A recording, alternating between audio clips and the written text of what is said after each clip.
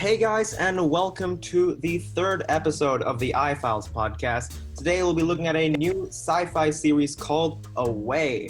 So we'll be looking at the first episode, giving our reviews, telling us what we like, telling you what we don't like, and generally giving a overall view of the first episode. To give an overview of the episode in general, first of all, if you're watching this for the first time and you want to see what's actually happening, watch that first, then come back here. Make sure you come back because there will be some talk about spoilers, some talk about the plot, especially at least in this first episode. So in the first episode, we learn about Emma Green, as Ishani mentioned, who is a Navy pilot and is leading a group of 5 people on a mission to Mars.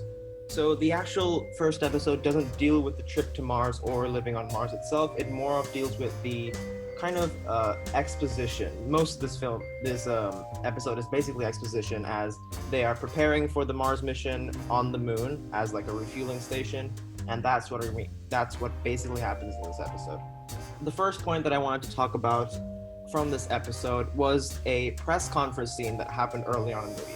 Of course, with these like massive ass space programs and stuff, they're gonna have to talk to the people. The journalists ask questions. It's there in every single sci-fi movie. It's to be like, oh no, something's about to go wrong. The journalist asks a really hard question. So let's take a look at that scene and see what we take away from it. I like how he tries to dodge the point here. So he mentions, America is the person leading this mission because they paid the most money. That's not a very good reason to hand your life over to someone. It could work, but it's also like, shouldn't you be like whoever's the best astronaut, maybe? They should be leading them instead of whoever paid the most to get on this mission? But then he also says afterwards, she's the most phenomenal astronaut. Considering what else happens during this episode, I would say very much otherwise. Debatable. When you're on a massive mission like this, can he really say bad stuff about it? Because I feel like he would offend the collective American audience, and they are very offendable people. So I think he has to say good stuff, or else he might get kicked off the mission. Yeah, that's true. And I do find it a bit weird though. Like, if she is like their commander or leader, shouldn't she try to, be first in answering what the questions are? I mean, yeah, she should be the head of the project. Maybe she's just dumb or something, but I don't know. He sounds so salty. He's like, yeah, I should be the one leading this mission.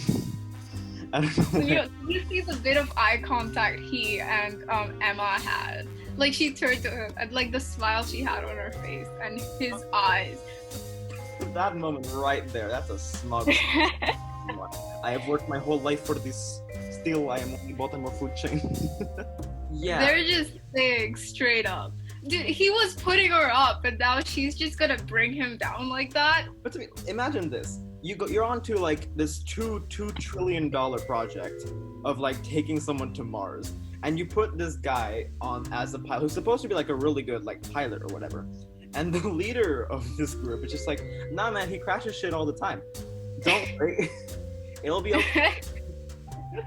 It's okay, he's trying to do better, like. Exactly. As long as he tries, that's what really matters. Yes, we're in this for the friendship, not for the money and future of Earth. Exactly. This isn't freaking kindergarten. You're not gonna get away with just trying. You can tell he's salty. Look at that face. Killing her with his eyes. Oh my god. That is the most like I could have been you. He just looks a bit like a more petty Tom Hanks. I can see it in his face.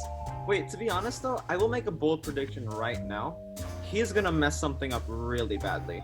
I feel like this frustration is just gonna nail him in the back at some point during this show. Perhaps. He seems like he looks like the evil guy. I'm not trying to stereotype. He looks like the bad guy who works on the inside. Like the inside. No, it's just his eyes have like. They have such like sniper-like qualities, He's like. There's so much intensity to them. Everyone, cancel the space project. It's over, guys. She said no. Absolutely amazing. What a great commander. These answers are amazing. Oh yeah, our flight pilot, don't worry about him. He'll crash the plane anyway. This mission, don't worry about it. We should be spending this money in better places. Great stuff. Great stuff from herself. Oh, but there's more. Oh, but there is more. I think Ishani mentioned really well at the start, like, to be honest, for the next 20 minutes, nothing happens. So it's quite far ahead where we have to go before anything interesting happens. Or interesting towards, like, the plot of the show. Not interesting towards, like, these people's lives or whatever. Honestly, for like an episode that's like, what, 55 minutes? So little actually happened in it. So now we're going to skip ahead quite far forward, about 40 minutes into the episode, where a little bit has gone on, not much, but still some worthwhile things to mention. So basically, Emma's husband, he had a stroke, but he's fine. So that was a very, like a waste of 10 minutes and a lot of my tears. Other than that, we learn about some issues that happened during the launch from Earth to the moon, where like they stop at the moon to refuel and like set up their rocket before they go over to Mars. So essentially what happened was that there was a chemical leak. Emma, the leader, tried to fix it. Something went wrong, and now she's telling Mission Control about exactly what happened. I have to say, what was her plan with this? Oh wow, let me take my shirt off and run into the flames with them.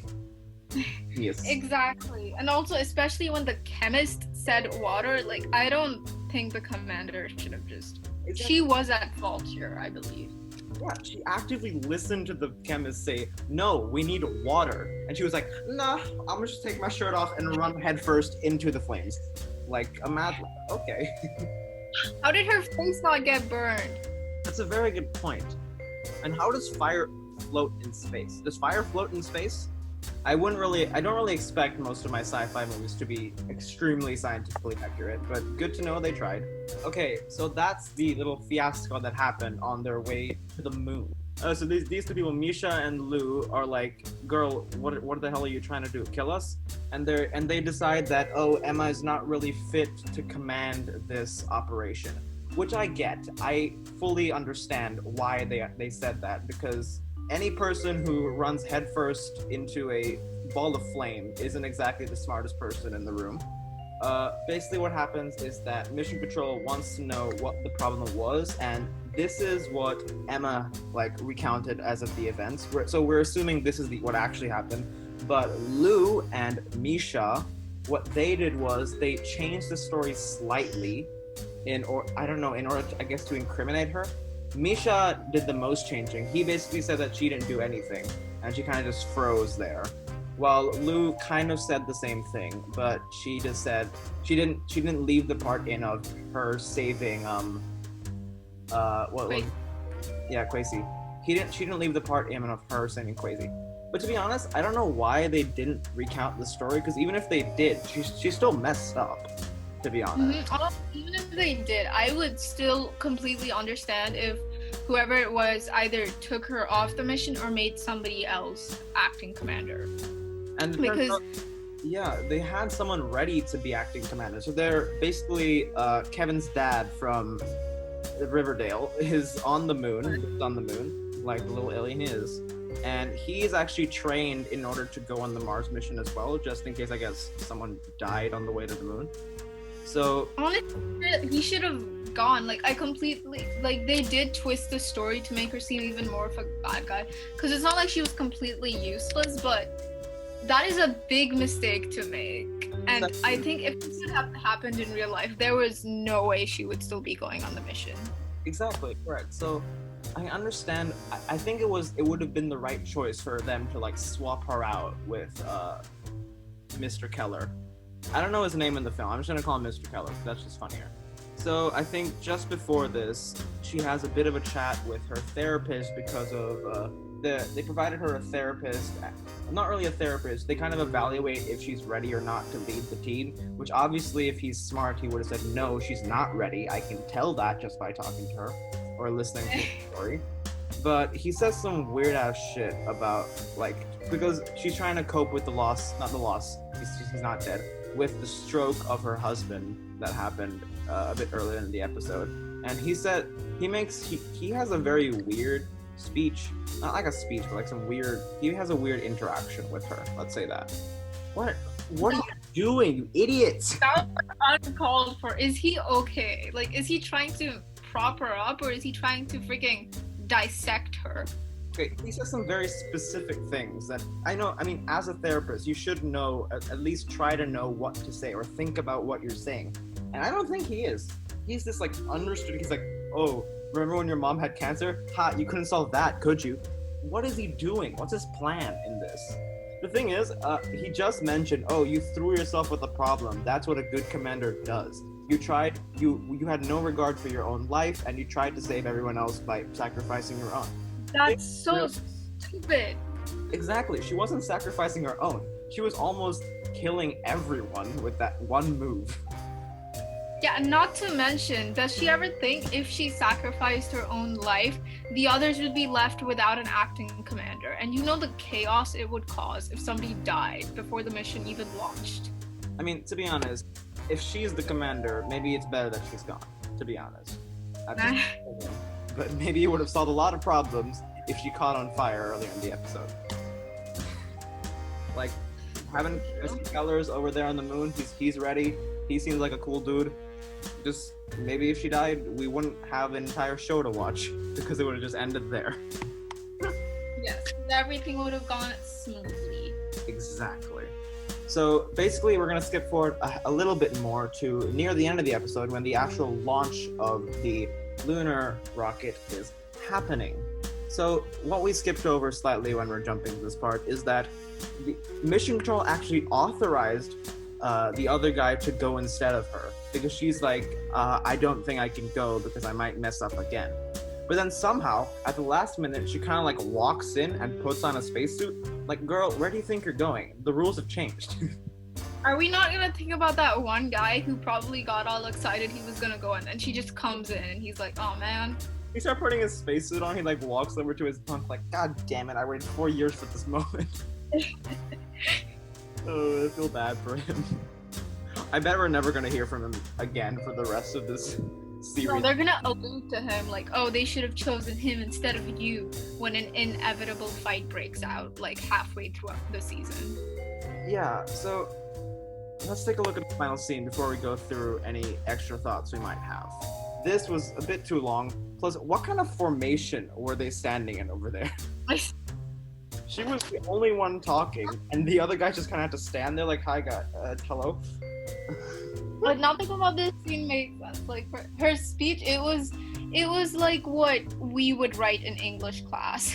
Yeah, it was very generic. There was nothing amazing about that speech. And I don't think she's, like, earned the right to say the speech either. Yeah, true. Like, she can't be like, oh, we're striving for the betterment of humankind. I'm so sorry I nearly blew up the entire rocket, like, 2 days ago. I have to say, the soundtrack during this moment was really setting the mood, though. What other soundtrack could you have for this moment? The rocket... No, like, sometimes the soundtrack either falls too short or it makes it sound, like, cinema big. Like, this was perfect, in my opinion. Fair enough. That's cool. That's true, actually. So, yeah. That's basically what happens in this first episode. We haven't actually watched the rest of the season. At least I haven't. Ishani, have you? Nah, I didn't have it in me. Yeah, so I don't know if we've been alluding to it enough, but we didn't exactly think that this was the top tier of space sci-fi movies, or movies in general. But, it's a TV show, actually, not a movie. Sorry, it's a TV show. But, we're gonna quickly move on to our final thoughts for this episode and give a quick predictions for what might happen later in the season. Yeah, sure. It's definitely gonna turn more soap opera-ish. I'm telling you, at least one romance will break out on the crew, and then something between Emma and her husband is gonna drift them apart. It's going to go full Indian TV show. I do expect that one of them will probably be like, maybe not an imposter, but it'll be something to do with they will sabotage the crew or the mission slightly. Like, they give me those kind of vibes. Like, none of them seem really genuine in this. There's no clear protagonist, is what I can say. For all you know, there's gonna be some spy. Exactly. Like even Emma, she's supposed to be the protagonist, where she's acting more like an anti-hero, where she's doing everything wrong, but you're still the show still expects you to like her. I guess, which doesn't really work because she messed up the mission on the way here. She's not really emotionally fit to run to command because of her husband deciding to have a stroke. Not deciding, but he had a stroke basically. If he decided to have a stroke, that'd be very weird.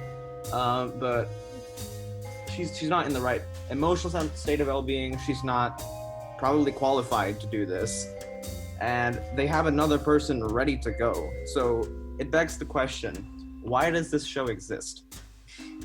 Actually, I would call Emma more of an anti-villain because, in anti-heroes, they use like bad methods to get to a good ending. Or in this case, she has good intentions, but everything she's doing is messing everything up. Correct. I think overall it was a very underwhelming movie. I think if we were to look at like a proper sci-fi movie, we can compare it to, let's say, something like The Martian or Interstellar. I think they did much better in the setup of the movie or like whatever media they're portraying.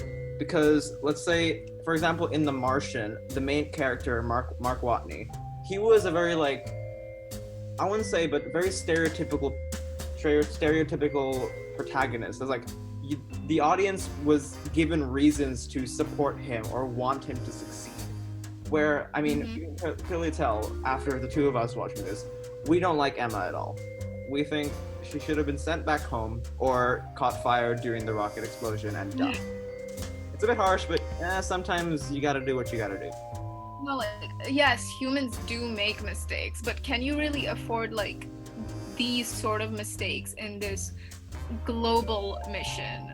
Like whatever she does is representing America. So honestly, they're just gonna. I can tell they're gonna bring the country drama into it at some point. I can tell.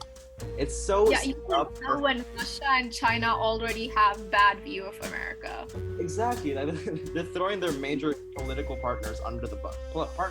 Major political rivals, let's say, under the bus already. They're like, oh, Russia and China, they're obviously the bad guys because America can't be bad at anything. Exactly. Of course, America is the leader. Yeah. That's a good question they asked at first. Like, why is America leading the thing?